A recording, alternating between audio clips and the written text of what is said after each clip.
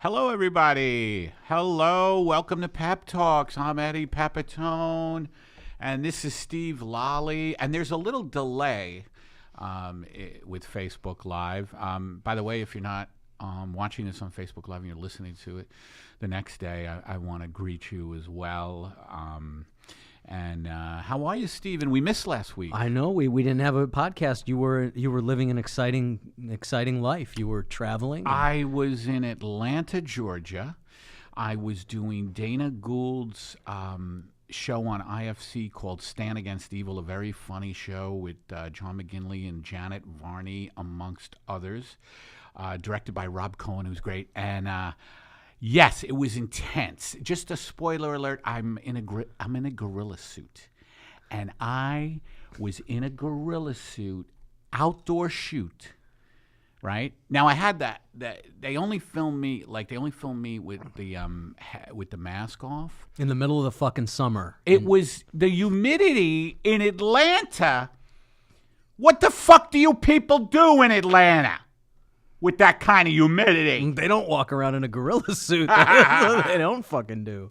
But they had a stunt double for me. Dana took care of me, of course, and Rob. And the stunt guy, he was their stunt guy, and he did all like the fight scenes. David Koechner was, he's so funny. What a great comedian. Koechner and me did a fight, but I didn't have to do the fight. That's They had a stunt double. But still, even though I didn't do the fight scene, because they had a stunt double, because they knew that I couldn't do it. You know what I mean? Because I'm not that kind of actor. You know what I mean? I'm not. Tell everybody about the robe incident with the judge.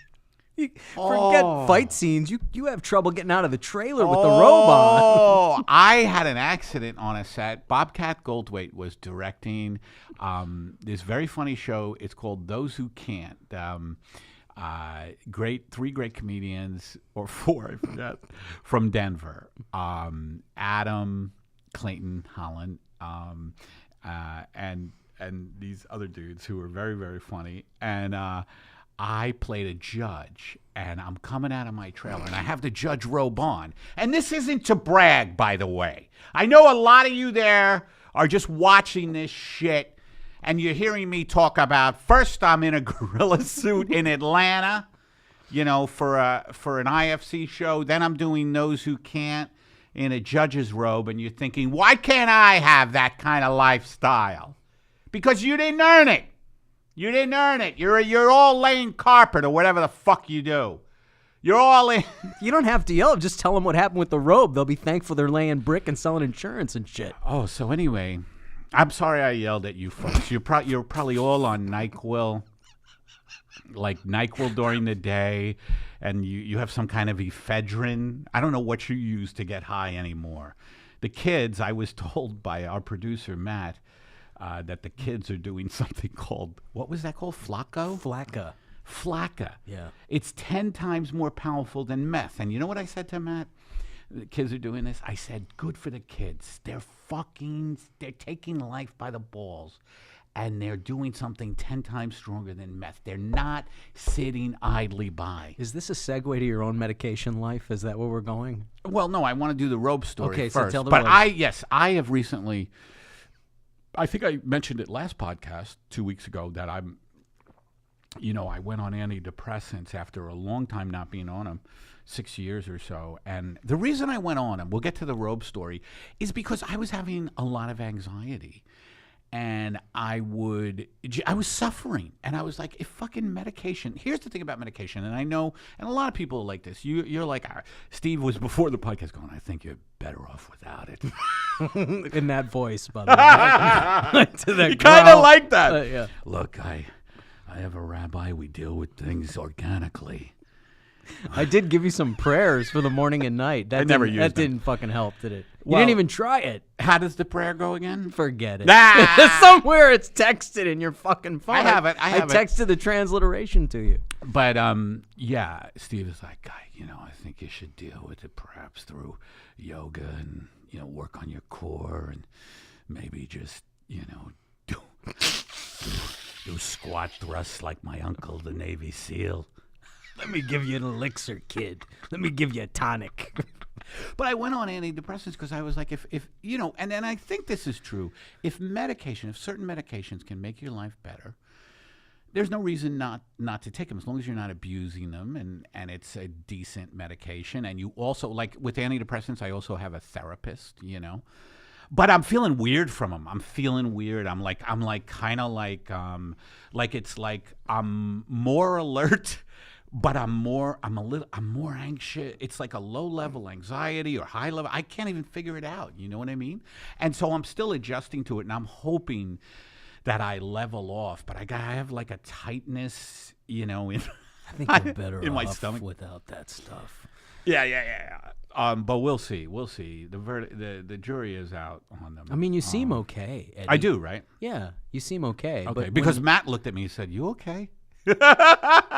When Matt, our producer, is off here, over here, he writes our commercials with our sponsors, and we have some great sponsors this week. A couple of new ones. Get ready, man. Get ready for our sponsor. But anyway, so I'm dealing with that shit, the fucking, and then we'll get to the Robe Story. But I Googled anxiety in America, and an article came out in May in Time magazine, and I don't know if the New York Times carried it, but a bunch of articles about the same study. There is an epidemic of anxiety in America. Like, it has spiked. And obviously, it has to do with the wacko Cirque du Soleil presidency that we have. There's no stability. It's like, right, I guess in a way the government acts as a parent in a way, right? Like, and if the family, if the dysfunctional parents, they're so fucking, that it's just a shit fest. And I think, and it just hasn't started with Trump. As we talk about, me and you are in the know, and I hate to say that, it sounds so egotistical, but we are. That there's been the working class, working people, the middle class. They have been sold out for many years. Trump is just, right? Trump is just a culmination of this shit. By the way, something funny happened regarding Matt. Okay. Last night, I've talked in text with our producer, Matt, and he said, we have a guest. We have a guest coming. I go, Eddie didn't say anything to me. He goes, oh, well, he told me. Who is it? Who's the guest? He goes, Chris Hedges. So I'm going, holy fucking shit. I would love to get He's Chris not Hedges. only is he on, Eddie didn't tell me because he wants to fucking. I would love to get Chris Hedges. I know. I should try to contact him. I hear he's tough to get. But Chris Hedges, who's my guru, and I spent one podcast. We'd kind of be perfect for him to come on here. I mean, yeah.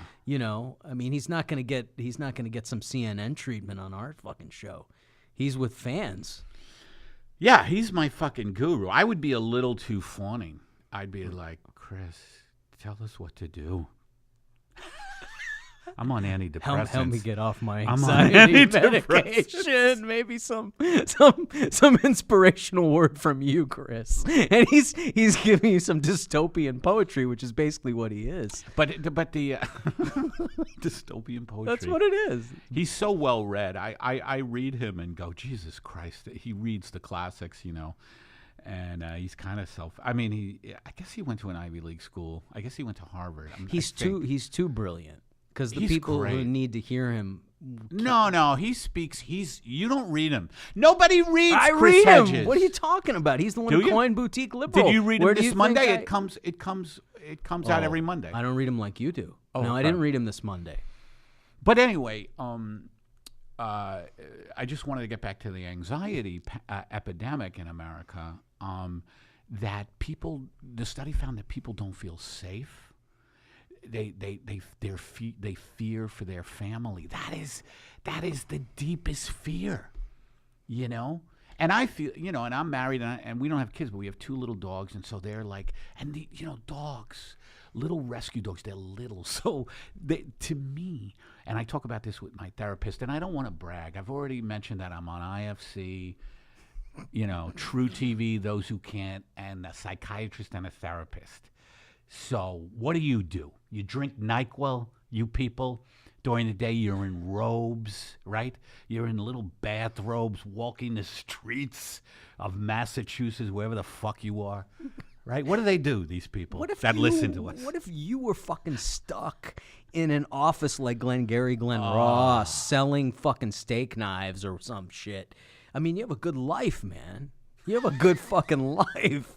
You could be, although you entertain everybody in the office. I feel scared, though, because, it talked about, because I don't feel like my family's safe, because I feel like the society, and this could be the antidepressant, but I feel like the society's collapsing.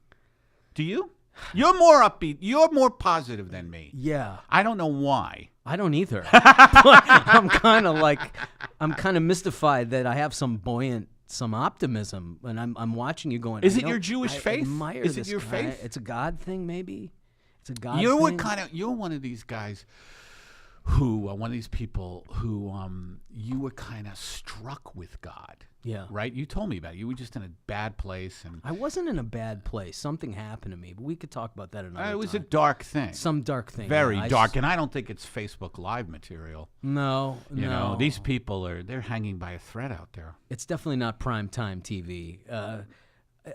Dude, I would imagine all your strength being taken away from you. Your ego, everything. By the way, that holds you up. But, you know, go ahead. Is that what happened? No, I just had this flash that me and you, that somebody had found a way to like put their computer into the Times Square screen, and we're being broadcast over Times Square talking about this, and people are just walking. Good for them. They should listening be to us talk about subjected to us. Fuck them. Antidepressants. Yes. The anxiety in America. And God, because you know. God. But you and you believe in God though as well. I do. I mean I don't know. You know, I believe in something. Right. You believe in something. I believe in love.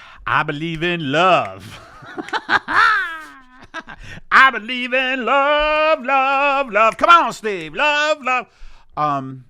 So anyway, this I just finished the Robe Story, and I'll circle back, and we'll do a lot of circling. We have ads to get to. I have some phone calls. It's gonna be a lot of fun. Go ahead, Robe Story. So I was in my trailer, and I have this long robe on, a judge's robe. And so then I'm coming out of the trailer, and these little trailers they put you in are fucking treacherous. Do you know these little fucking, some of these trailers? Like I can't believe you're putting it on the fucking trailer. Dude, it was totally that. Really? It was a hovel, like a. It was a little one. This was True TV, which is not a big network. And so, although the posters make it look important. Oh, of course. Yeah. That's where all the money goes. Yes. Yeah.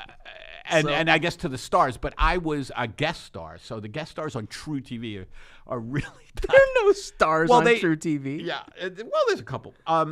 So I'm in this little fucking trailer, and I'm coming down the steps, and I remembered that I forgot something, and I spun around, and the robe must have got caught under my feet, and I went tumbling. It Tootsie rolled your ass. I went tumbling backwards, and I landed on concrete. If I would have hit my head, it would have been all over. If I would have hit my head, because I hit hard, and I landed on this left elbow, which is still fucked up. Really? A little bit. But my point of the robe, that I brought it up, is that I'm assuming the Gould motherfuckers and all his people heard about the robe incident. No, we can't have this guy in a fight. You know that we can't have this guy wielding. Now, if you guys IMDb me, I've been in a lot of stuff, and that was the first time I got hurt. He's not bragging. Yeah, I'm not bragging. I've been in a lot of fucking productions, you know, a lot, and I say that with only a bit of regret and bitterness. Because I've never been a regular. You know what I needed?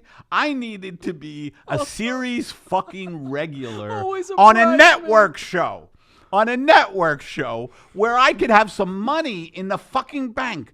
But instead... Always a bridesmaid. Always Never a bridesmaid. bride. Bridesmaid. Very overrated movie, by the way. One time it was funny. That's the thing about comedies now. You can watch them once. That's the comedy standard. A very good comedy, you can watch it once and you never need to see it again. Hangover, Bridesmaids. They're just forget. You know what I was watching? They're very forgettable. Dirty Rotten Scoundrels, which is That a was fucking good. masterpiece. Yeah, I loved it. And it's 30 years later, and it's I loved still it. fucking The hysterical. best comedy is perhaps The In-Laws with Alan Arkin and Peter Falk. Just fucking genius. If anybody hasn't seen the original In-Laws with Alan Arkin and Peter Falk, the idiots try to remake it with Albert Brooks and somebody else. Don't even. God. But have you seen the In-Laws with Alan Arkin? Yeah. Absolutely the funny. I watch it once a year. Amazing. Arkin, Alan Arkin is she's What a a funny- Chicago guy. Yeah, And he's Peter great. Falk, but look at the personalities. Peter Falk and Alan Arkin. Peter They were Falk trying was to make amazing. Fucking Peter hysterical. Falk was amazing. What about Cassavetes? He was in a lot of Cassavetes movies. Cassavetes was crazy. I loved Cassavetes. I loved how fucking out His there movies Cassavetes. were All right, fucking crazy. I'm gonna read you. We have a new sponsor, and these sponsors have really been a godsend for our podcast because they just They cover Eddie's anxiety medicine. well, they're just good people. And this one, this is a sponsor, a new sponsor, and we welcome them aboard. FaceBags. FaceBags are ethically sourced leather bags with a story to tell. FaceBag designers turn materials that would otherwise end up in a landfill into gorgeous accessories.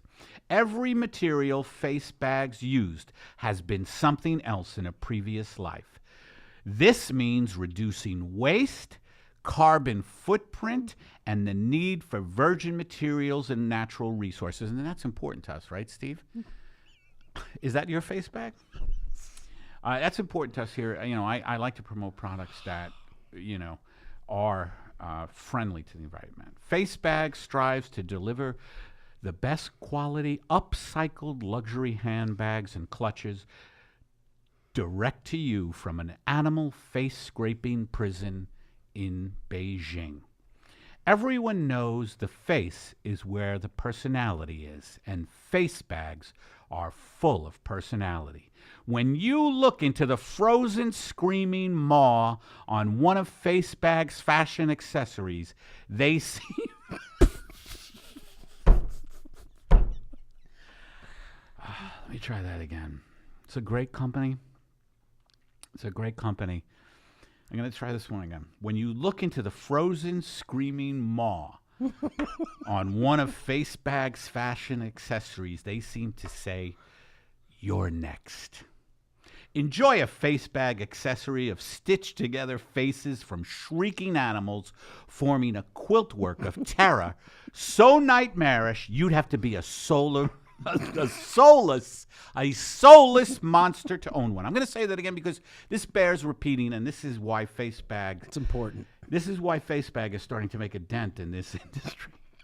Enjoy a FaceBag accessory of stitched together faces from shrieking animals forming a quilt work of terror so nightmarish you'd have to be a soulless monster to own one. Now available at Nordstrom. So good for FaceBag. Thank you, FaceBags. You give good face, Ma. Yeah, I have. Now I'm a vegan, so it's a little hypocritical of me to own a face bag. But these things are great. I have a. It's a combination white poodle who was apparently caught in mid chasing a ball, and just it's had his throat slit, and a cockatoo. God bless you, man. Beautiful, beautiful stuff. Thank you, That is FaceBags, thank you. Yeah. and welcome aboard. Welcome aboard. Yeah. So what are we talking about? Atlanta. Right. So it was a quick trip. I flew in Monday. I hadn't done a road trip in a while. It's funny doing the road, and I'm not sure any of you do the road out there, but it's funny doing the road. I used to do it a lot. I'm not doing it as much. And when I don't do it for a while, I get nervous. Like, I'm like, oh, shit, I'm leaving home. Like, there's this anxiety. Jesus, with you and the anxiety. No, you don't have anxiety, huh? Not like that. What do you have? What's your anxiety? Or you don't have it? No, I have, when I'm kind of like Billy Bibbit in One Flew Over the Cuckoo's Nest. That's Remember not Billy good. Bibbit? I sure Remember do. him? Murph, You Murph, go, don't tell my mom. Beautiful eyes. Don't tell my mom, I'm Murph. kind of like Murph, Billy don't tell my Bibbit mom. in One Flew Over the Cuckoo's Nest, and then occasionally Nicholson will send in his hooker girlfriend to sleep with me, and I come out not stuttering, and that's about the worst of it. That's kind of about the worst of it. Have know what I you mean? gotten laid? Not since the accident. That sounds like a line from a horror film.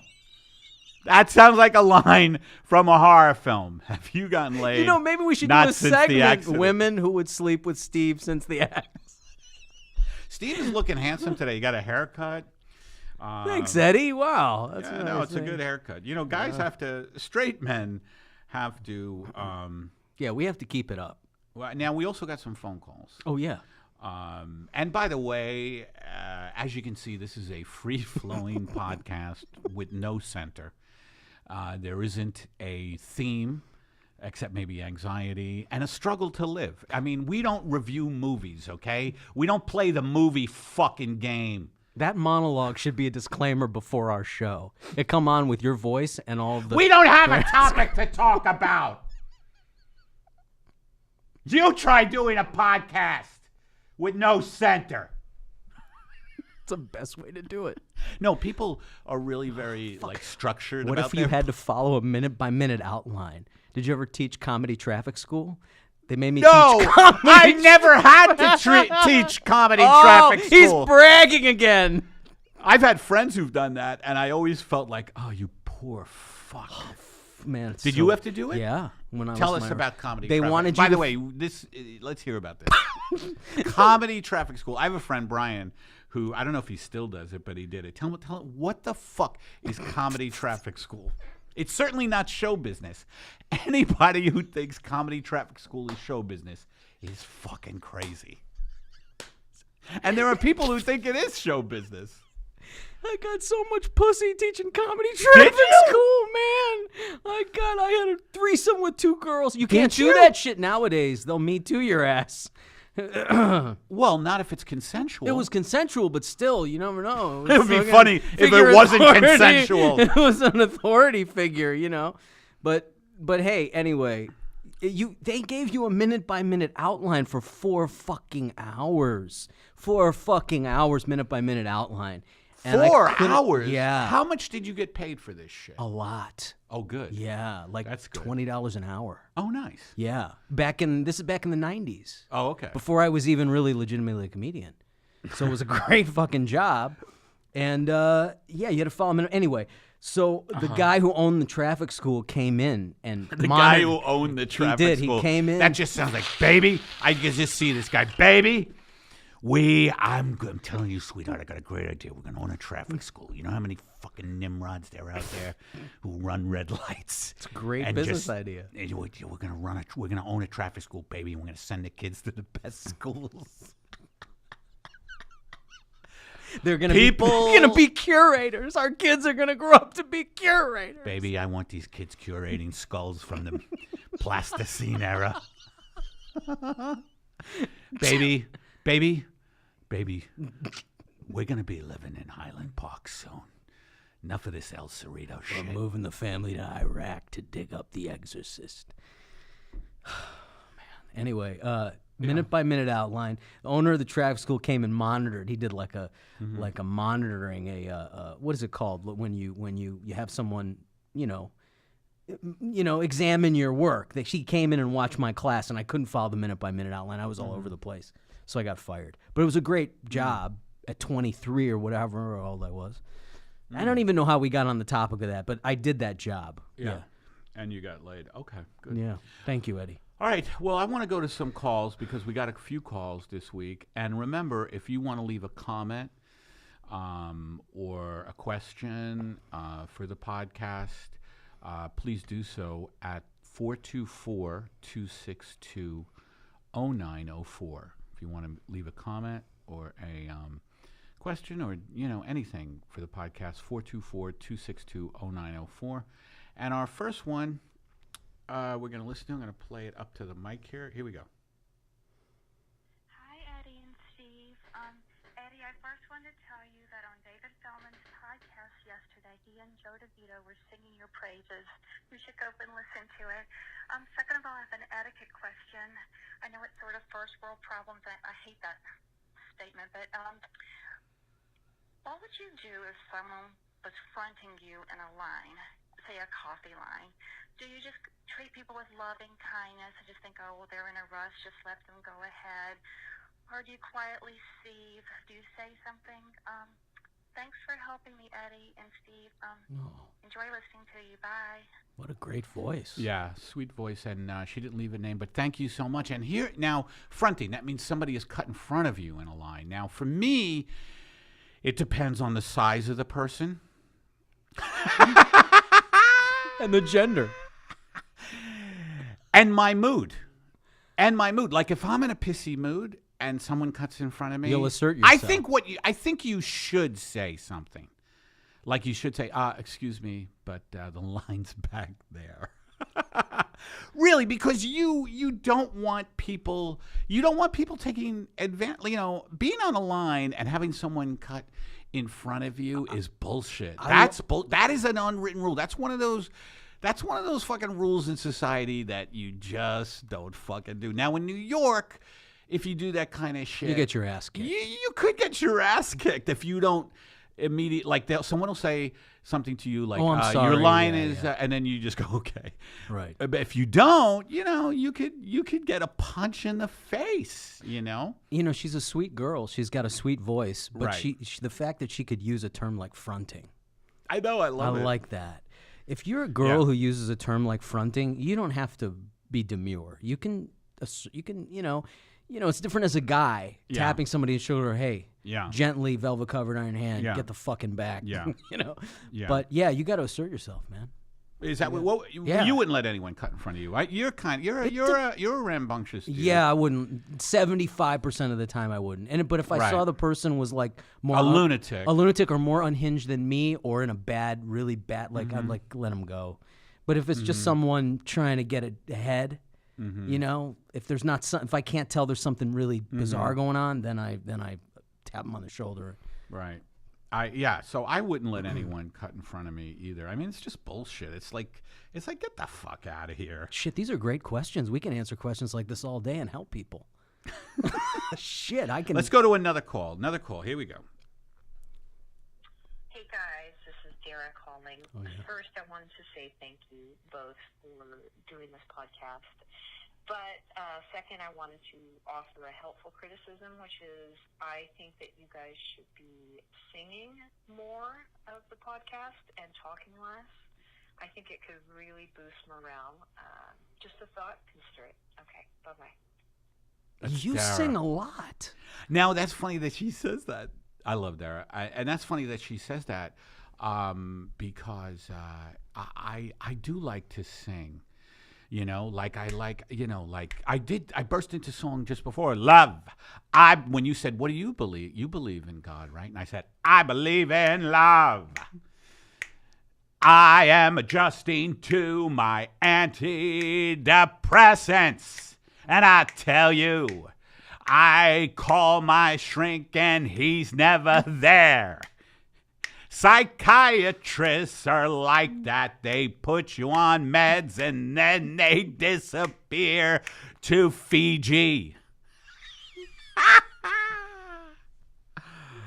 But yeah, I think singing is a helpful thing. Do you like to sing? I mean, when you're alone. I know you're not a singer. Hello, my baby. Hello, my darling. Hello, my ragtime gal. Do you get self-conscious when you sing? Like, if we had a sing-off right now. Yeah. And what we would do is I would just say, like, okay, let's sing about Doug Stanhope, who's a great comedian, right? He's got the best Jew jokes. Does he? Yeah. Give me one of Stanhope's I don't Jew remember, jokes. but I just know he talks shit about Jews, and it's funny. He talks shit about everything, and it's great. But especially as a Jewish person. Oh, and also thank you for pointing out the previous phone caller that David Feldman and Joe DeRosa was singing my praises. I forgot to address that. I love Feldman and DeRosa. DeRosa's on Better Call Saul. He's a regular on Better Call Saul. Really? Which one is he? He plays a doctor, like a vet who does That's illegal him? shit. Yeah, that's him. It doesn't look like him, right? No, it doesn't look like a guy named DeRosa. Joe DeRosa. He looks like a guy named like Do you know? You Clive don't or know Joe something. DeRosa? No, I don't know. I know more. I know the good comedian. Fuck you. And Steve is like, you know. You don't even watch Saul. You swore. You No, told I do. Me you do. I've watched it. I love Michael McKean too. I think it's funnier than Breaking Bad, man. I love Michael McKean. He was in some Puddings. Did you ever look up Pudding? I told No, you. but he was telling me about it. Pudding. Yeah. You never Was looked that- them up? I Do you have a wa- computer? I watched a few of them. I know what it is. Where you do some really crazy monologues while you're eating pudding. Yeah. I don't eat it. Matt eats the pudding. But it was crazy, and it should have become some kind of series. But I guess the subject matter was so fucking insane. We had a conversation Matt about is that on the just- way the here. The subject matter was just... But it was uncompromising, which was hilarious. It was funny. It was really funny. It was a little off the wall, and it was very off the wall, and it was so un-PC. But it was you at the center of that. Yeah, Matt Oswalt wrote these crazy fucking bits for me. Now, did you get to come up with that stuff, or was that written for you, or how did He you... wrote it. He wrote it all. That was really funny shit. It sounded like some shit you would say. That's why I'm asking that. Yeah. Because it sounded like some bizarre, spontaneous stuff you'd come up with. Yeah, it was good. It was good. I got to figure out another web series to do. Well, we're going to do a web. You and I think we're going to... We were going to talk about that. Yeah, we're going to do that. I think Are that's we? going to happen. Yeah, we're going to have a meeting this week about it, remember? Oh, I love meetings. Yeah. By the way, They love that's you. what we do in Hollywood, by the way, folks. Not to brag, he's bragging again. If you haven't been to Hollywood, what you do is you have meetings. Nothing ever gets done, but you have meetings. It's great. You just like, well, what do you think if we do this and this? And you're like, okay, well, let's wrap around. Let's wrap around and circle back. Sometimes somebody buys you lunch. That's true. I think this is a good time for one of our new sponsors. So there's a couple phone calls. We got a couple more phone calls. Now this is actually this sponsor has been here before, and it's a correction. This is the Zippy Ice correction. They're a tremendous company. They really are. Have you ever ordered from Zippy Ice? You get ice. I have stock. Okay, yeah. on Well, Zippy Ice. we are on the ground floor. Okay. Zippy Ice correction. Okay, there has been a little confusion about Zippy Ice since the previous Pep Talks podcast. Zippy Ice manufactures delicious ice and delivers that ice within a timely 1-week schedule to most locations within the United States. Now, did you hear that? Most locations. Okay, that's very important. So if you don't, get Zippy Ice, that's because you're not in a most location, okay? And that's your problem. Zippy Ice is not, however, part of Homeland Security's Immigration and Customs Enforcement, ICE. Furthermore, although Zippy's child laborers do live in cages, Zippy Ice did not pull them away from screaming immigrant parents. Zippy only kidnaps children from hardworking all-American families. That's why I use them. Because they're not taking advantage of, the weak and powerless. They're taking advantage of people who are already here. Also, Zippy Ice drivers do enjoy a good beating, as most of them were born into Tibetan slave pits where only the strongest survived, and at the slightest sign of weakness would have their faces pulled off. Again, faces. I don't know if you see the theme. Faces pulled off to make beautiful handbags. Being beaten brings a certain sense of normality to their lives. It did for me when I was beaten as a kid. All the pretense was beaten out of you. When my father, took the belt to me, it made me go, That's okay. That's why you have that Bukowski, that whole Bukowski thing going on. Oh, daddy.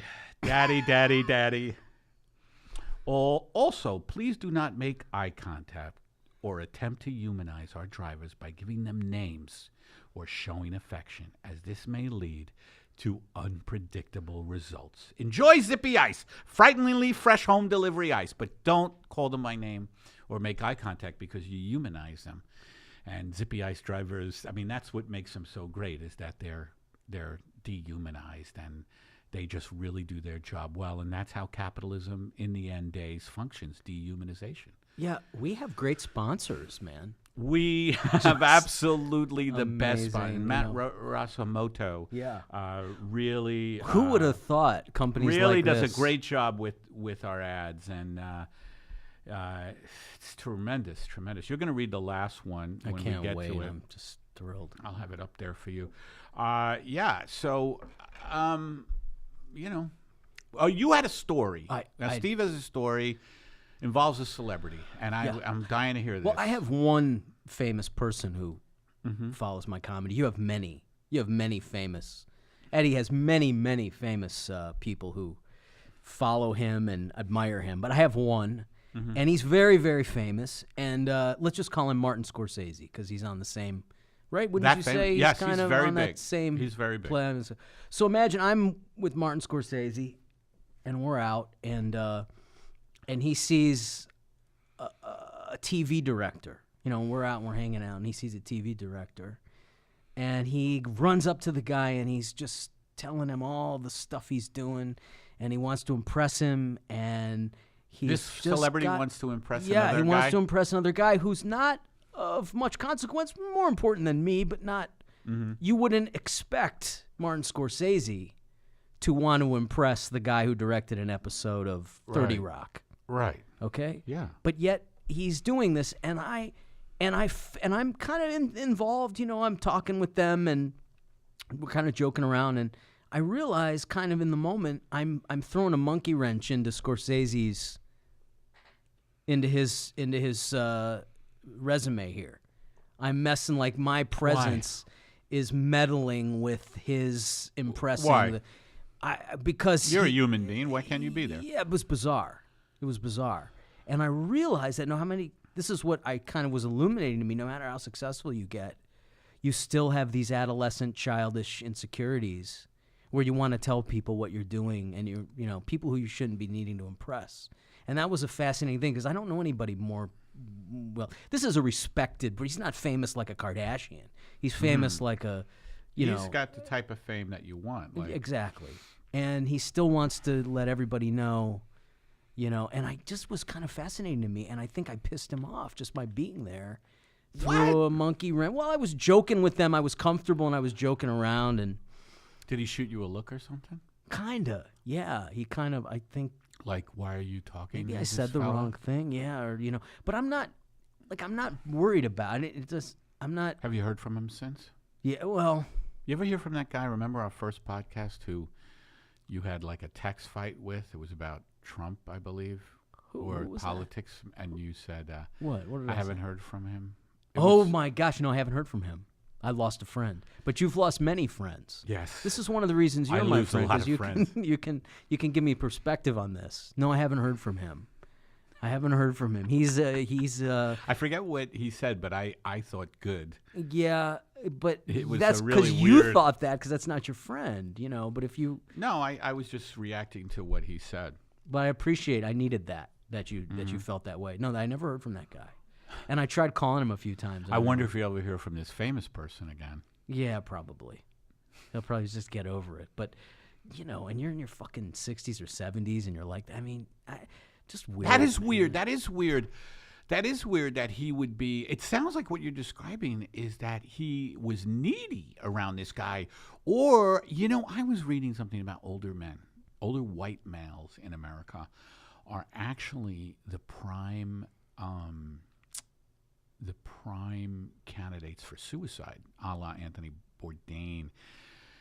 But and this doesn't fit Bourdain's profile, but it's about that they feel irrelevant. They feel irrelevant as they get older, and I know that one. You know, I'm older now, and you know, younger comics, and you're like, fuck. You feel that way, really? Well, a little bit. But the younger comics are not that relevant. They're not that relevant. Well, they are more industry-wise. You know what I mean? Like, yeah, they're cuter and yeah. packagey. Yeah. But they're not. It's plastic relevance. It's not. You know. Yeah, but I guess anyway, so even this guy, as you get older, you feel marginalized, which is, you know, this article about suicides in America. Let me sing it to make it a little more upbeat. Suicides in America. It's people in their 60s, men usually, who feel marginalized. Marginalized. You see the Broadway musical. It's just called Male Suicide of Men in Their 60s. By Tommy Tune. Tommy Tune does the choreography. A guide to suicide. I'm 60 and I'm past my prime. I'm 60 and I'm marginalized. I'm on the fringe of society. It's Eddie's Guide to Suicide. What's this rope? Or that's another song. What's this rope? What's this rope? I've lost all hope. I've lost all hope. What's this rope? Should I shoot dope? Should I use the rope? That's great, man.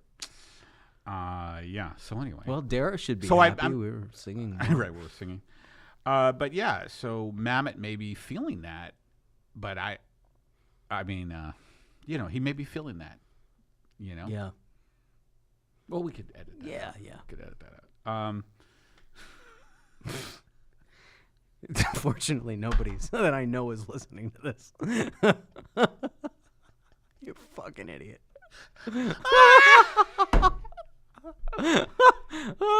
Or knowing Matt Rasamoto, No, but he'll people feature that clip on the... People feel marginalized as they get older. But you're Scorsese. You're fucking... You're me? Steven You Spielberg. have a high opinion of me, which is why I have you here. Oh, God. No, hey, my neighbor in Culver City, Yeah. is a early 30s female, and she found out that I'm on the podcast with you, and she said, he's my favorite comedian. And her boyfriend, who lives with her, said, my girlfriend has a crush on Eddie Pepitone.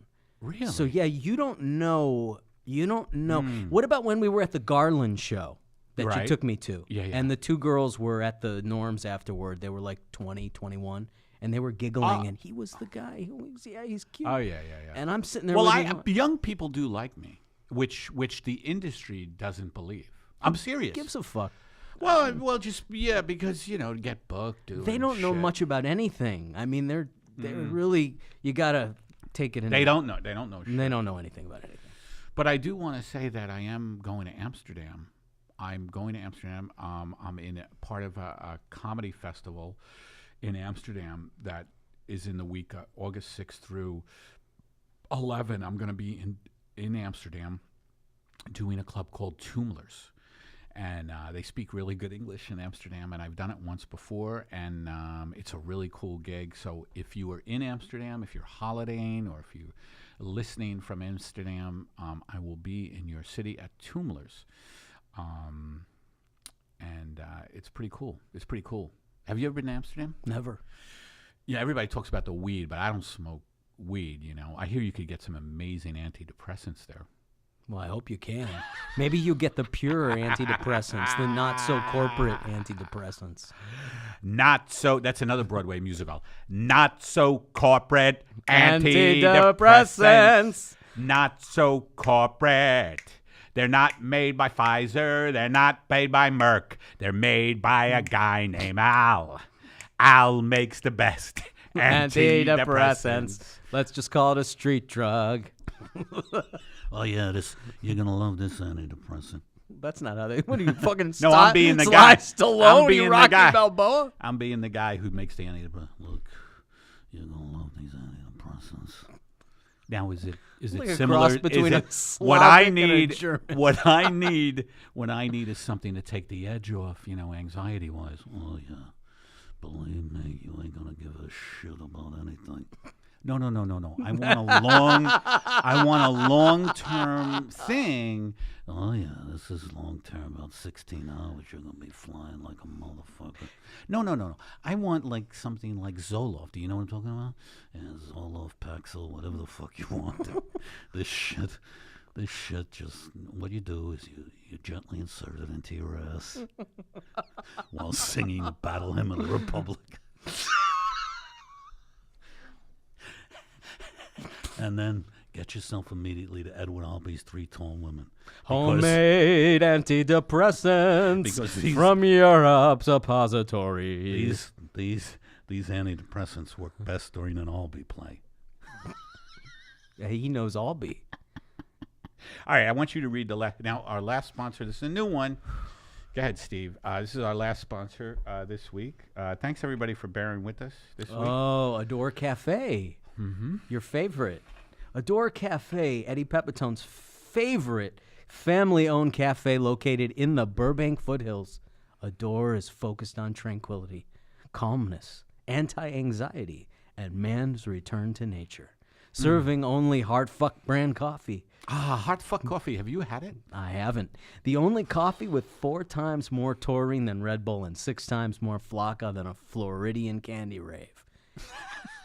Floridian candy raves, by the way, really nice. At Adore, they do things a little different. With sustainability at the forefront, there are no cups served at Adore. And our dining space is romantically lit by only a single gently swaying candlelight. Gallons of delicious Heartfuck coffee is lovingly poured into a scaldingly hot trough made from a seasonal collection of tree bark and raccoon pelts. Each month in the center of the trough, Adore places a fresh, naked, and local celebrity who splashes boilingly hot coffee on your open mouth while he or she screams improvised Russian poetry. Who was the local celebrity this week, Eddie, at Adore Coffee? I believe it was Jeannie Macaro, a real estate agent from Burbank's real estate firm 123. Thank you, Jeannie.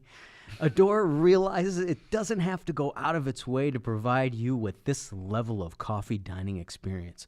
But in your heart of hearts, you know you deserved all of this. Adore Cafe. And it's located right here in Burbank, folks. And we have a couple more calls, so let's try to get to them. Here we go.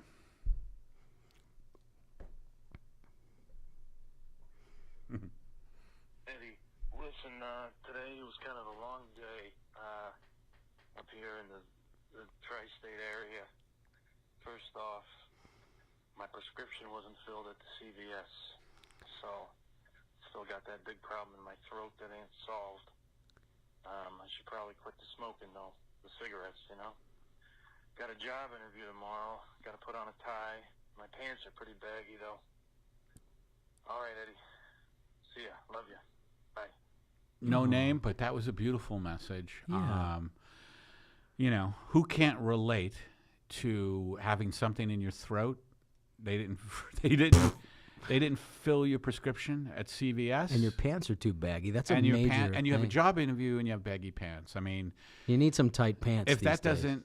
doesn't describe the state of things in America, That poor guy. Wear your baggy pants, brother. I have a Wear lot of your baggy your pants. baggy fucking pants. No man should be forced to wear tight pants at any time in his No, life. baggy. Yeah, you have to wear your baggy Be pants. comfortable. Be comfortable. And dress for the job. Dress for the job you want, not for the job you had I'm gonna last pass year. out. I'm gonna fucking pass out. Oh my God! Really? Did you laugh hard there? So great. That was too great. We have That's- one that's- more. We have one more call this week, and here it is. Hi, Eddie. This is Steven. I think I heard you say, or somebody say, at a show that I attended years ago in the East Village, that the reason you are the way that you are is because you did not get enough mother love. Can you please tell me, A, is that true, and B, can you expand on that? Could you expand on that? You know, you're smiling and laughing at this like you. Well, the you guy, told these guys. you know, do you know these guys?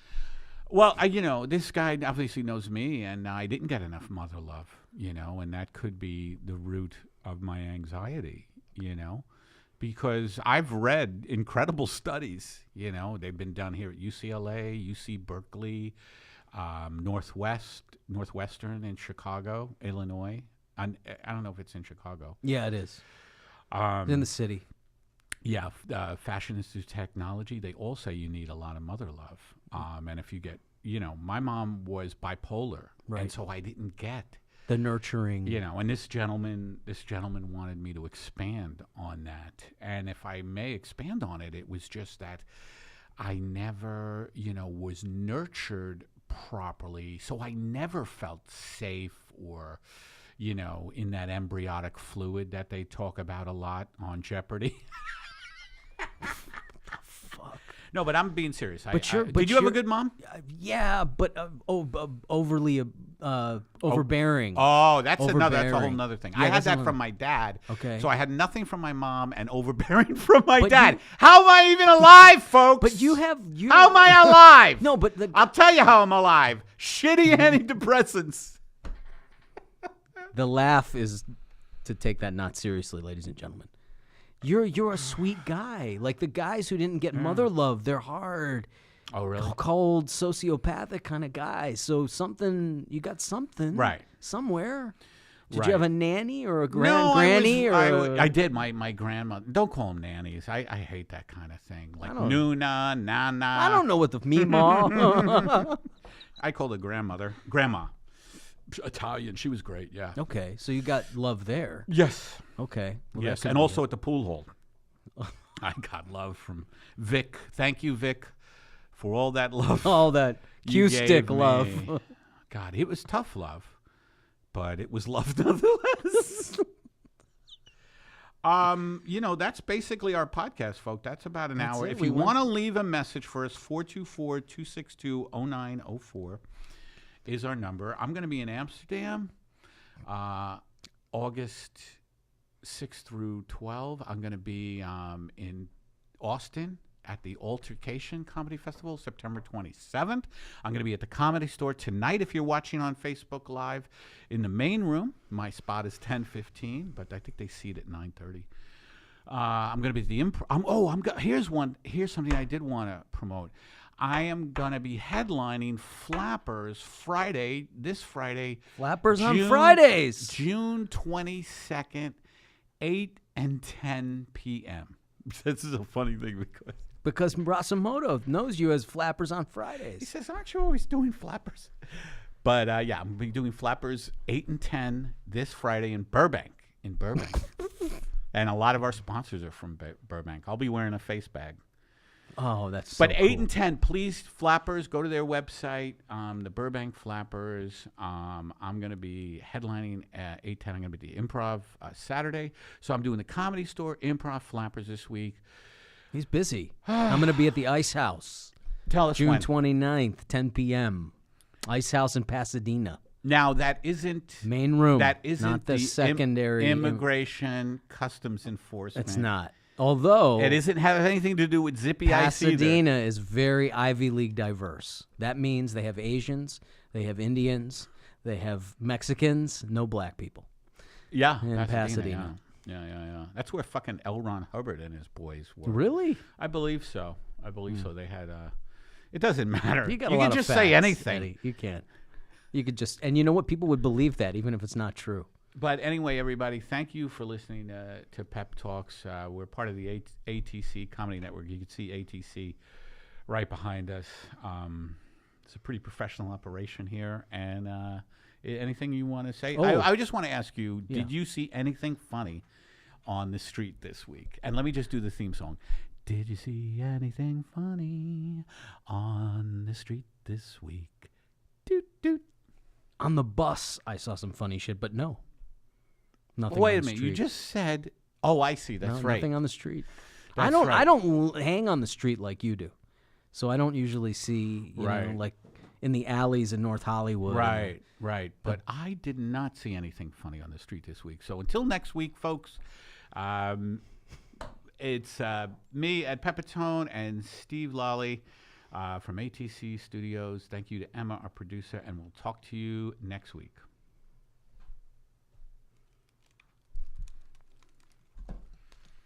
What you calling this one?